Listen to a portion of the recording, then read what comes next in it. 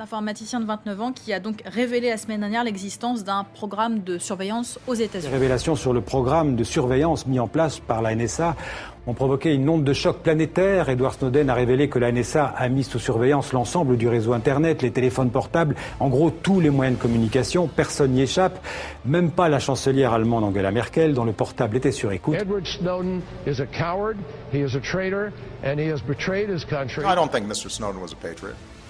As I said in my opening remarks, I called for a thorough review of our surveillance operations before Mr. Snowden made these leaks. 5 juin 2013. Les services secrets américains sont sous le choc. La nouvelle tombe comme une bombe. Il s'agit là d'un des plus grands scandales que les services de renseignement aient connus. Tout simplement, la plus grosse fuite de l'histoire. Des informations classées top secrètes de la NSA, des systèmes d'écoute sur Internet, des programmes de surveillance de masse du gouvernement américain, britannique, canadien et néo-zélandais, tout a été révélé. Le coupable, c'est le jeune Edward Joseph Snowden, informaticien devenu par la suite lanceur d'alerte le plus célèbre au monde et le symbole de la démocratie. Mais comment les services secrets américains en sont-ils arrivés là? Qui est Edward Snowden? Et comment est-il devenu l'homme à abattre du gouvernement américain? Edward Joseph Snowden naît le 21 juin 1983 à Elizabeth City, en Caroline du Nord. Fils d'un ancien garde-côte et d'une employée fédérale, il grandit sur la côte est des États-Unis et vécut une enfance assez normale. Mais à 15 ans, il contracte une mononucléose, ce qui l'oblige à abandonner son lycée, mais continue tout de même de prendre des cours d'informatique privée à l'université de Liverpool. Le 7 mai 2004, comme tout Américain bouleversé par les attentats du 11 septembre, ce dernier décide de s'engager dans l'armée en tant que recrue des forces spéciales et dit même vouloir combattre pendant la guerre d'Irak. Sa carrière se fera courte puisque 4 mois plus tard, suite à une double fracture des jambes, ce dernier sera obligé de quitter l'armée. Mais la NSA remarque ses qualités et le talentueux informaticien est par la suite embauché comme agent de sécurité à l'université du Maryland avant de rejoindre la CIA pour travailler dans la sécurité informatique. De mars 2007 à février 2009, Snowden est envoyé par la CIA à la mission américaine des Nations Unies à Genève, en Suisse. Il décrit cette expérience à Genève comme une des plus inhumaines et dénoncera par la suite fortement les pratiques de l'agence. Par exemple, il raconte que la CIA a délibérément rendu ivre un banquier suisse, puis l'a encouragé à rentrer chez lui en voiture. Quand ce dernier a été arrêté, un agent de la CIA lui aurait alors offert son aide, puis aurait tenté de le recruter. 2008, quelques semaines avant les élections américaines. Edward Snowden est prêt à faire ses révélations, mais il décide d'attendre à cause de l'élection de Barack Obama. Snowden dit qu'à cette période, il croyait aux promesses d'Obama, mais que celui-ci a continué les pratiques de son prédécesseur. Il faut savoir que déjà, Edward Snowden avait un très haut niveau d'accréditation et des failles dans la sécurité, ainsi que son ingéniosité et sa patience lui ont permis d'extraire d'énormes quantités de documents des serveurs de la NSA. En 2009, Snowden quitte la CIA pour rejoindre Dell, une entreprise américaine qui gère les systèmes d'information de nombreuses agences gouvernementales. Le directeur de la NSA, Keith B. Alexander, a confirmé que Snowden a eu un poste à la NSA pendant 1 an avant de devenir consultant. L'entreprise Dell le détache comme prestataire sur un site de la NSA dans la base militaire américaine de Yokata, à proximité de Tokyo au Japon. Snowden travaille ensuite pour Booz Allen Hamilton pendant 3 mois en tant qu'administrateur système pour la NSA au centre de renseignement régional de Kunia Camp à Hawaï, à Oahu, une des îles de l'archipel d'Hawaï. Snowden vivait très confortablement avec un salaire de $200 000 annuels. Mais malgré sa vie de rêve à Hawaï et les fonds conséquents qu'il touchait, il ne pouvait pas dormir la tête tranquille. Ce qu'il avait découvert quant aux méthodes d'espionnage de la CIA, NSA et du gouvernement américain le tourmentait.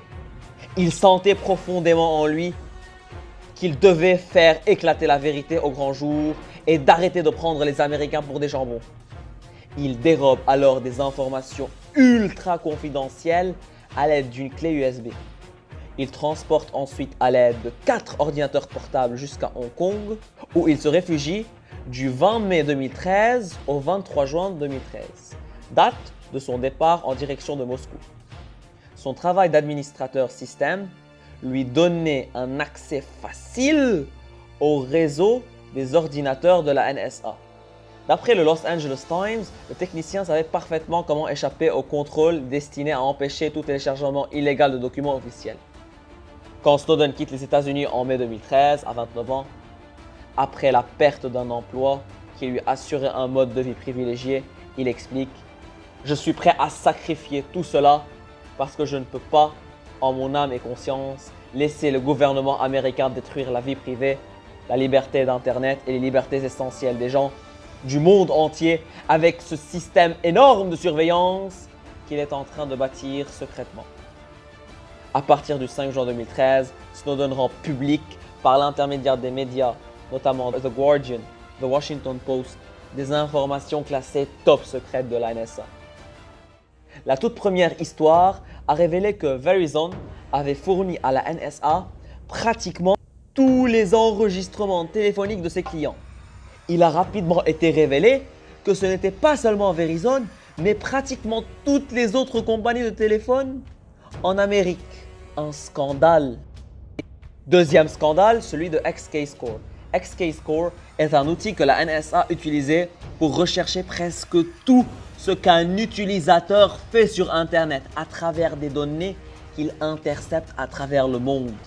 Dans les documents divulgués, la NSA le décrit comme le système le plus étendu pour rechercher des données sur Internet. Troisième révélation, la NSA recueillerait des messages privés. Il ne s'agit pas seulement des données d'Internet. La NSA, suivant sa devise officieuse de collecter tout, intercepte 200 millions de SMS chaque jour dans le monde grâce à un programme appelé Dishfire. Dans des documents divulgués, l'agence a décrit les messages collectés comme une mine d'or à exploiter pour toutes sortes de données personnelles. Les documents de Snowden ont révélé que la NSA a espionné de nombreux dirigeants mondiaux et gouvernements étrangers. Au cours des dernières années, les bureaux de la NSA avaient même nommé des cibles spécifiques comme la chancelière allemande Angela Merkel, la présidente du Brésil Dilma Rousseff, l'ancien président du Mexique Felipe Calderón, le ministère français des Affaires étrangères ainsi que des dirigeants lors du sommet du G8 et du G20 en 2010 à Toronto. Bien sûr, plein d'autres révélations ont été faites à ce sujet et si vous voulez en savoir un petit peu plus, je vous conseille le doc sur Netflix Snowden. Le 14 juin 2013, les procureurs fédéraux des États-Unis ont déposé une plainte pénale contre Snowden, l'accusant de vol de biens du gouvernement et de 2 chefs de violation de la loi sur l'espionnage de 1917. Chacune des accusations est passible d'une peine d'emprisonnement maximale de 10 ans. L'accusation était initialement secrète et a été décelée une semaine plus tard, ce qui poussera Snowden le 23 juin 2013 à quitter Hong Kong pour l'Équateur. Mais tout ne se passera pas comme prévu puisque suite à son escale à Moscou, ce dernier sera bloqué pendant plus d'1 mois à l'aéroport et finalement la Russie lui accordera l'asile et jusqu'à aujourd'hui Snowden vit en Russie. Aux États-Unis, les actions de Snowden ont déclenché un débat intense sur la vie privée et la surveillance domestique sous mandat. Le président Obama a d'abord été méprisant envers Snowden, disant « Je ne vais pas brouiller les jets pour obtenir un pirate informatique de 29 ans ». En août 2013, il a rejeté la suggestion selon laquelle Snowden était un patriote et en novembre a déclaré que le bénéfice du débat qu'il a généré ne valait pas le mal causé car il y avait une autre façon de le faire. Pour le monde entier, Snowden est considéré comme un héros. Il a même été classé 2e personnalité préférée après le pape François en 2013. Un des tout premiers lanceurs d'alerte sur les pratiques gouvernementales qui viennent montrer que la vie privée sur Internet n'existe pas. Et comme le disait-il, si vous dites que vous vous fichiez de votre vie privée sur Internet, parce que vous n'avez rien à cacher. C'est comme si vous disiez que vous vous foutiez de la liberté d'expression parce que vous n'avez rien à dire.